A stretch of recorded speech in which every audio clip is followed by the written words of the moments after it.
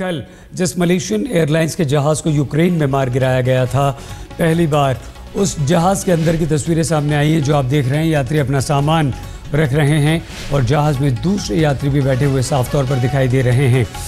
ये तस्वीरें यात्रियों के बोर्डिंग के वक्त की हैं।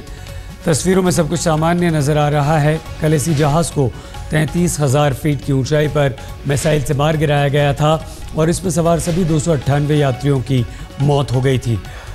हवाई जहाज़ पर यह मिसाइल यूक्रेन के विद्रोही गुट ने दागी थी।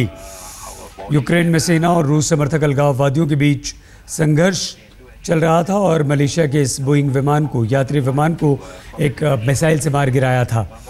सभी 298 यात्रियों की मौत हो गई थी। 15 चालक दल के सदस्य इसमें शामिल थे। विमान के जलते हुए टुकड़ों को रूसी सीमा से 50 किलोमीटर दूर पूर्वी यूक्रेन के विद्रोहियों के नियंत्रण वाले इलाकों में भी गिरता हुआ देखा गया था। लेकिन ये तस्वीरें ये जाहिर करती हैं कि इन यात्रियों को ज़रा सी इस बात की भनक नहीं थी कि ये उनका आखिरी सफ़र होने जा रहा है। इस जहाज़ में बैठने के बाद कुछ ही देर बाद उनकी ज़िंदगी ख़त्म होने वाली है और वो अब ज़मीन पर कभी नहीं उतर पाएंगे।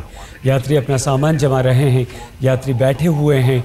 एयर होस्टेस उन सामान जमाने में उनकी मदद भी कर रही है और एक निश्चिंतता इनके चेहरे पर है। सुकून इस बात का है कि ये अपने गंतव्य की तरफ जा रहे हैं, अपने अपने घरों की तरफ लौट रहे हैं और जहां इन्हें जाना है, अपनों के पास, रिश्तेदारों के पास, दोस्तों के पास, वहां जा रहे हैं।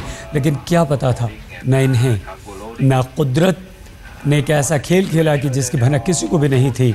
और हादसे से कुछ देर पहले की ये खुशगवार तस्वीरें, रंगीन तस्वीरें, और हादसे के बाद सब कुछ जला हुआ, सब कुछ बर्बाद, कुछ भी नहीं, ज़िंदगी का नामो निशान नहीं।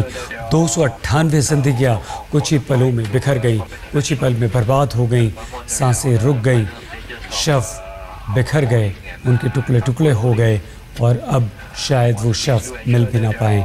ज़िंदगी जो थी वो बर्बाद हो चुकी थी, ज़िंदगी तबाह हो चुकी थी और एक रंगीन तस्वीर किस तरह से स्याह तस्वीर में बदल गई थी, वो ये दोनों तस्वीरें देखकर आप अंदाज़ा लगा सकते हैं।